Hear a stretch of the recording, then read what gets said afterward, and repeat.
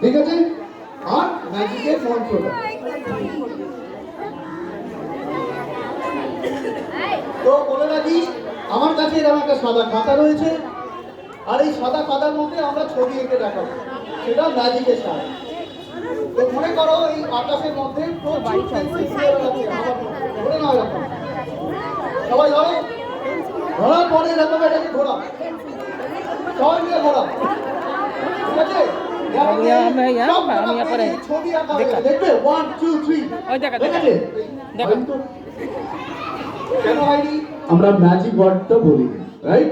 তো এবারে আমি ম্যাজিক ওয়ার্ডটা বলবো, ভালো করে শুনতে হবে আর বলতে হবে, ক্লিয়ার? তো বলতে হবে রুটি খাও, পটি যাও, পটি যাও, রুটি খাও। হ্যাঁ, ভেরি গুড, তুই বল। পটি খেতে বলিনি, রুটি খাও, পটি খাও, কি বল? ভেরি গুড, তুই বল। পটি খাও, তুই বল। পটি খাও, তাড়াতাড়ি বল। ভেরি গুড, আর কে বলবে? পটি আবার কেউ চায় নাকি রে? বলে পটি খাও, লোকে টাকা চায়, খাবার চায়, বলে পটি খাও।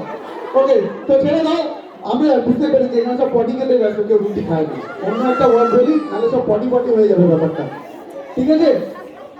এটা নতুন ওয়ার্ড, নতুন, ঠিক করে শুনতে হবে আর বলতে হবে। বলতে হবে খিচুড়ি,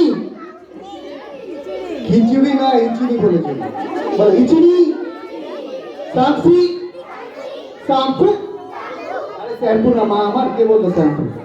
শ্যাম্পু নয়, শ্যাম্পু, ওকে?